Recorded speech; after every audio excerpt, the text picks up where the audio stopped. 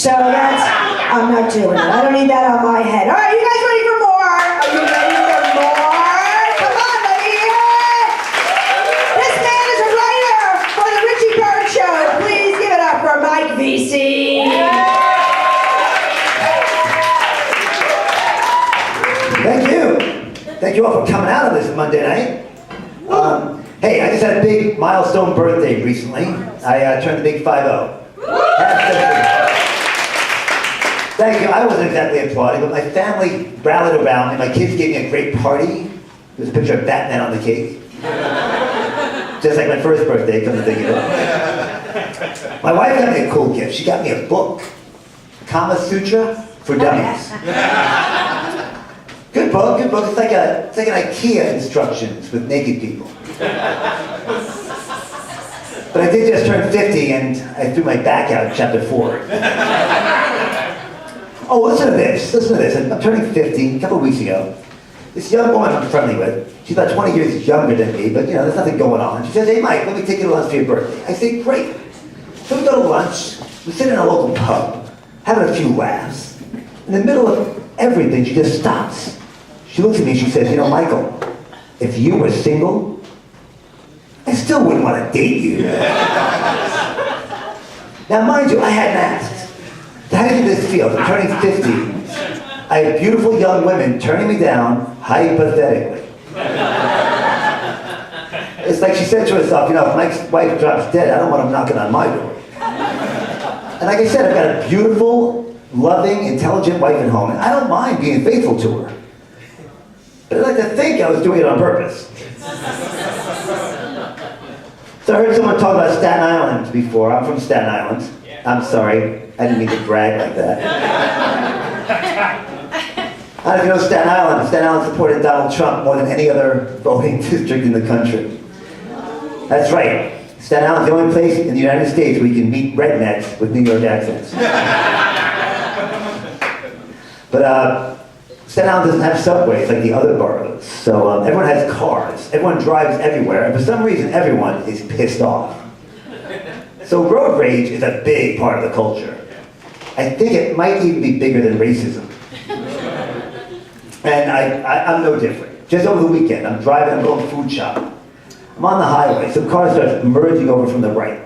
I didn't know who it was, I didn't know where they were going, I didn't know what they were doing, but I did know one thing. There was no way they were getting in my lane.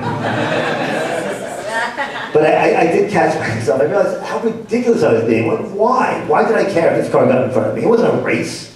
There wasn't going to be a guy with a checkered flag wave me into the shop, right? It's not like I was going to pull into a parking spot and have a beauty queen hand me a trophy and a free ham. So I applied the brake, I let him in, and went about my day. But I started thinking about road rage, and where does this come from? Why are we all so angry? And I figured out that road rage comes from the anonymity, of driving. Where we all slip into our automotive body armor. And we drive into battle armed with our two weapons of choice, a horn and a middle finger. But road rage is a thing. I don't think it's going to go anywhere. It's well, you know what? It'll go somewhere when driverless cars take over. When we let computers drive our cars, that's when we'll stop the road rage. Because computers aren't going to cut each other off and curse each other out. They may realize they don't need humans anymore and just drive over a bridge. But that's a different problem. So, anybody have a dog here? There's dog lovers here? Well, I have a dog. And last week I get home, it's raining, it's about 11:30 at night. I walk in and there's my dog doing his dance. He's got to go. So what are you going to do? The dog's got to go. I grab the umbrella, I grab the leash, and out we go. And there's a telephone pole in front of my house. He goes to the telephone pole, he sniffs it up and down. Nothing. Then I go to the house next door, there's a bush. He's sniffing the bush. Nothing. Now I'm getting soaked. Finally, we get to the end of the block, there's a tree there. And he sniffs the tree and he's like, all right. Lifts his leg, does his business. I get home, I'm soaked, I'm freezing, I'm pissed. I said, I ranted to my wife. What is with this dog? When I gotta go, I gotta go. You don't see me walking into men's rooms all over the neighborhood trying to find the one that smells the best. But she explained to me, when a dog goes for a walk, they're not just looking to relieve themselves. They're exploring the neighborhood. They're seeing what other dogs have been in the area. And that's when I got it. He wasn't just going to the bathroom. He was checking his you know? I mean, that tree on the corner, that's basically his Facebook page. Although I would hate to see his Instagram. So, but I was talking about the driverless cars before and how computers are going to start driving our cars pretty soon. They're doing everything else. And I do worry about that stuff because computers are controlling everything now. I mean, our banking, our shopping, our entertainment. They've got smart homes now. I mean, computers are pretty much doing everything. And they're going to take over the world unless we can stop them. Now, I think the only way you can stop computers at this point is turn them against each other.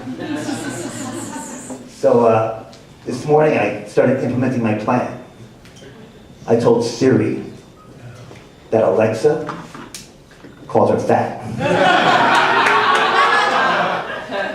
So, I heard Matt talk about depression.